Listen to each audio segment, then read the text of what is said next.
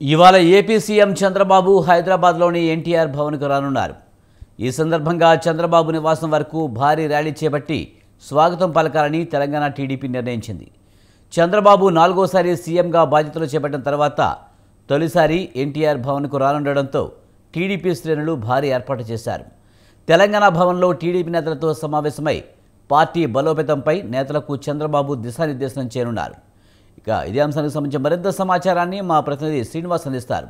Srinivas, Chandrababu CM అయిన తర్వాత తొలిసారిగా ఎన్టీఆర్ భవన్కి రానున్నారు. దీనికి సంబంధించి పూర్తి సమాచారం ఏంటి? విజయ్, చంద్రబాబు నాయుడు నాలుగోసారి ముఖ్యమంత్రిగా బాధ్యతలు తీసుకున్న తర్వాత ఈ రోజు ఎన్టీఆర్ ట్రస్ట్ భవన్ కు రానున్నారు.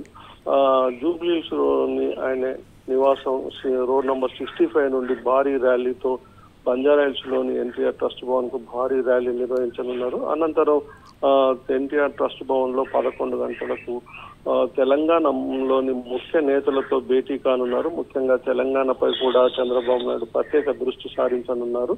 రానున్న సంస్థాగత ఎన్నికల్లో తెలుగుదేశం పార్టీ నుంచి పోటీ చేయాలన్నటువంటి నిర్ణయాన్ని కొంతమంది తెలుగుదేశం నాయకులు చంద్రబాబు నాయుడుకు సూచించారు. గత అసెంబ్లీ పార్లమెంటు ఎన్నికల్లో తెలుగుదేశం తెలంగాణలో ఎన్నికలకు దూరంగా ఉంది. అయితే దీనివల్ల క్యాడర్ పూర్తిగా దూరమయ్యే అవకాశం ఉంది.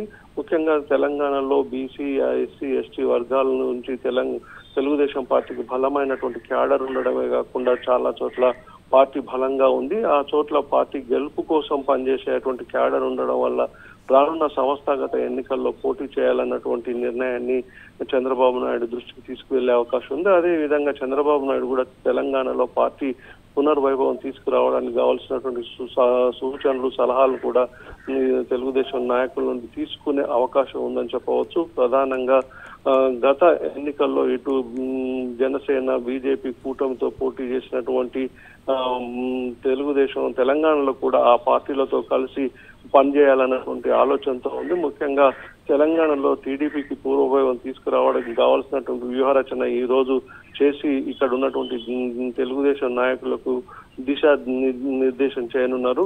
గతంలో పార్టీ అధ్యక్షుడిగా ఉన్నటువంటి జ్ఞానేశ్వర్ స్థానంలో ఆయన పార్టీకి రాజీనామా చేసి వెళ్లిపోవడంతో పార్టీ అధ్యక్ష పదవి కూడా ఖాళీగా ఉంది. ఆ స్థానంలో కొత్త వారికి అవకాశం ఇచ్చి పార్టీని ముందుకు నడిపే విషయంలో కూడా చర్చించే అవకాశం ఉందని చెప్పవచ్చు. Vijay, right, thank you Srinivas.